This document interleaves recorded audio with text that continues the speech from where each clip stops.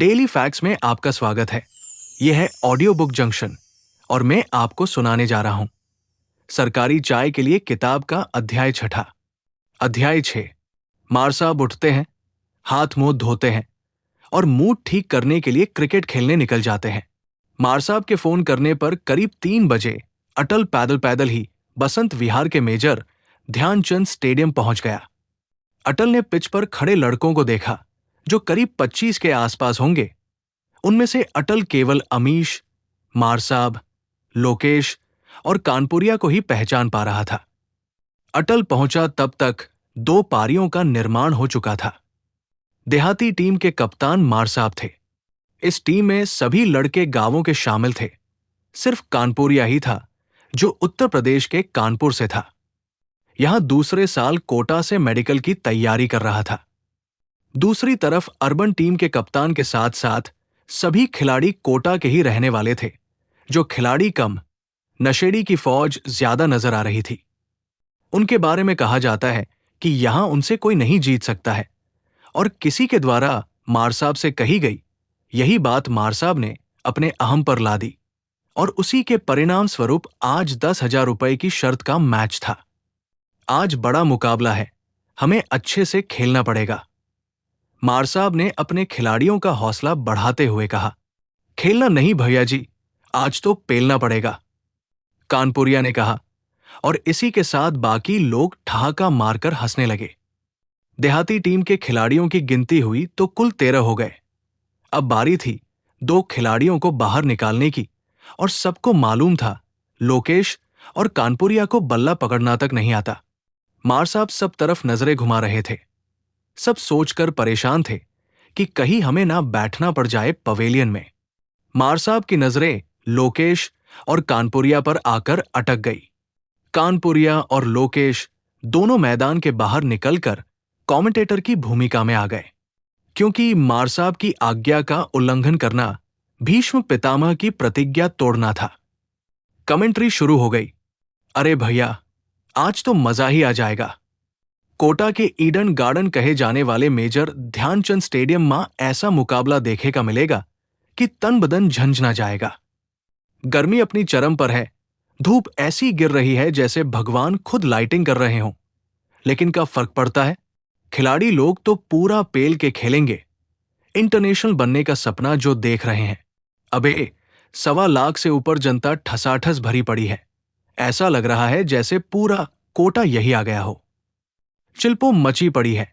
हर कोई अपने हीरो को सपोर्ट करने में लगा है और कोटा वालों का प्यार देखो, खिलाड़ी लोग खुद भावुक हो जाए।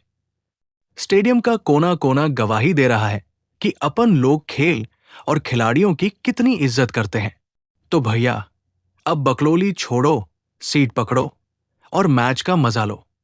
काहे कि आज पेलम पेल मुकाबला होने वाला है। कानपुरिया ने अपनी आवाज का जादू बिखेरना शुरू कर दिया। ऐसा जलवा जो बता रहा था कि कानपुरिया डॉक्टर बने न बने, भोजपुरी में कमेंटेटर जरूर बन जाएगा।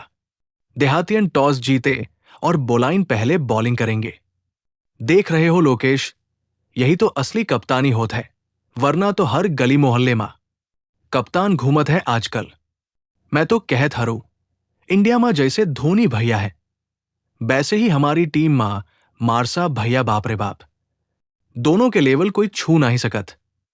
महान है भैया, इन लोगन के तो छाया भी लकी माने जाती है। अटल भैया खड़े हैं स्लिप में और उनका चेहरा देख के लग रहा जैसे बिया मां बिन बुलाए ससुर आ गया हो। अरे भाई, ये बैट्समैन तो बाउंड्री पे बाउंड्री मारत है। फील्डर लोग तो ऐसे देखत है जैसे मेला देखने आए हो। और बॉलर बेचारा ऐसा थक गया है जैसे 3 किलो का गट्टा खुदे उठा के छठ पूजा में घाट तक पहुंचा हो। देहातियन की ऐसी बैंड बज रही है बे, जैसे बारात में डीजे छोड़ के खुद दूल्हा ही स्पीकर उठा के नाचने लग गो हो। अबे ससुरा, ई मैच नहीं, पूरा तमाशा है।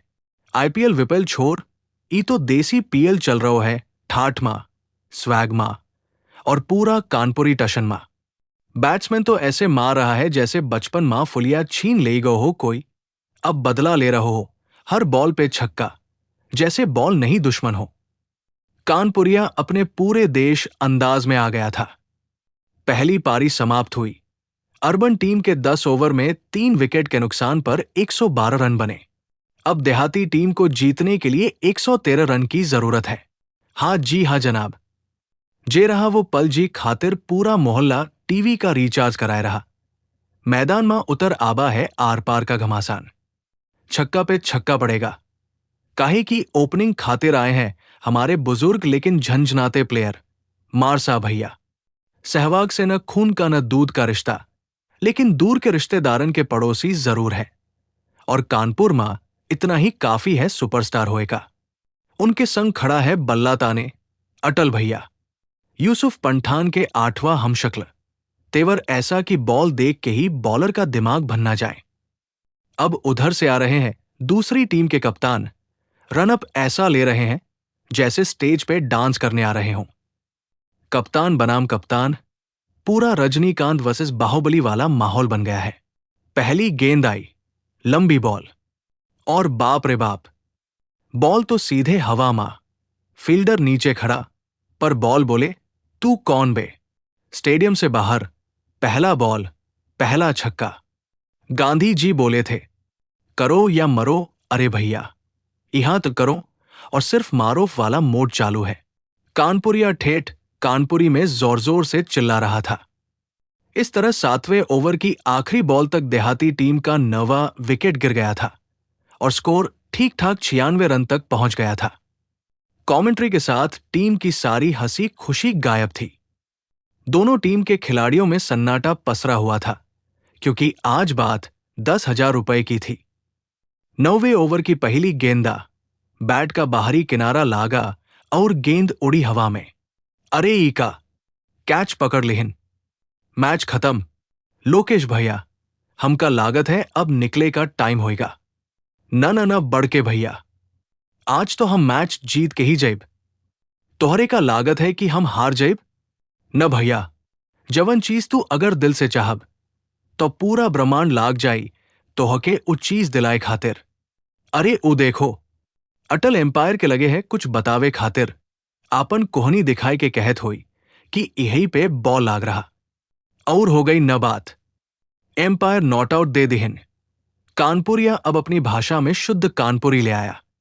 देख हीरो, ज्यादा होशियारी बताने की जरूरत नहीं है। बॉल बल्ले के हत्थे पर लगी है, हम अंधे थोड़ी है। दूसरी टीम के कप्तान ने अटल से कहा। अटल ये जानता था कि बॉल उसकी कोहनी पर लगी है, फिर भी वो दूसरी टीम की इस आक्रामकता का जवाब नहीं दे पाया। इतने में ही मारसा बीच में आ गए। एम्पायर ने बता दिया है कि नॉट आउट है, फिर बहस क्यों कर रहा है? मार साहब ने भी कड़क आवाज में कहा। मामला गंभीर हो गया। अटल एक तरफ खड़ा सारा तमाशा देख रहा था और सोच रहा था, आज उसने इस झमेले के फंसकर कितनी बड़ी गलती कर दी है। उसे तो आज आराम करना चाहिए था, ताकि कल से वो कोचिंग जाकर पढ़ाई में ध्यान दे सके। अर्बन टीम को मालूम था अगर ये आउट नहीं माना तो मारसा मैच जीता देंगे, और देहाती तो इस आउट से ही मैच हार गई थी। धीरे धीरे बात बढ़ती गई, और बड़े भी क्यों ना। बात सिर्फ हत्थे और कोहनी के टकराने की नहीं थी, बल्कि 10,000 की थी। दोनों तरफ से गाली गलौज का एक लंबा सीरियल चला। मैच लगभग ड्रॉ हो चुका था। माहौल तनातनी का था। दोनों टीम में सिर्फ अटल और लोकेश ही शांत थे। धूप छट चुकी थी। शाम का समय हो गया था। लड़कियां पानी पूरी खाने बाहर निकल चुकी थी। लोग स्टेडियम में अपने कुत्ते के साथ घूमने आ गए थे। लोकेश शांति से आगे बढ़ा। अटल से हीरो होंडा का सहवाग वाला बल्ला हाथ में लिया और पीछे से दूसरी टीम के कप्तान के सर पर मार दी। सिर्फ एक शॉट से ही विपक्षी कप्तान जमीन पर गिर गया। कप्तान को मारने के बाद सारे एक एक करके लड़ने लग गए। सिर्फ अटल ही उनसे दूर रहा, लेकिन मार साहब और लोकेश के हाथ में बल्ला होने से किसी को टिकने नहीं दिया और 1 मिनट में ही सबको तोड़फोड़ दिया। भागो, अब निकलो यहां से, लोकेश ने कहा, और इसी के साथ सारे देहाती टीम के लड़के बाहर की तरफ भागने लगे, क्योंकि अब तक किसी ना किसी ने पुलिस को कॉल कर दिया होगा। बाहर निकलकर सब अपनी अपनी बाइक स्टार्ट करके अलग अलग निकल गए, लेकिन सबको पहुंचना एक ही जगह था। 4 चाय और 2 गोल्ड फ्लेक लाना छोटू। आज तो माहौल बन गया, मजा आ गया। साले अपने आप को 30 मार खा समझ रहे थे। गुर्जर की थड़ी में बैठकर देवा ने कहा, अरे पर ठीक बात थोड़ी है, वो पुलिस केस कर देंगे तो क्या होगा। अटल ने मन का डर सार्वजनिक किया। तो कया उनसे माफी मांग कर आ जाते। मार साहब ने भी हुए कृत्य को जायज ठहराया। नहीं, पर फिर पढ़े लिखे होने का ही क्या फायदा है। कम से कम अपन लोगों को तो थोड़ा पेशेंस रखना चाहिए था। अटल समझने का नाम नहीं ले रहा था। अटल को आज एक बड़ा आघात लगा। वो अपने साथियों को अच्छे और बुरे दोस्तों की कसौटी में कस रहा था। अटल के मन में इस बात को लेकर संशय बन गया था कि वो अपने जिस मकसद के लिए कोटा आया है, तो क्या वो ऐसे दोस्तों के साथ रहकर उसे अंजाम तक ले जा पाएगा। उसे अपने साथियों में खोट नजर आ रही थी। तो दोस्तों, ये था सरकारी चाय के लिए बुक का 6ठा अध्याय।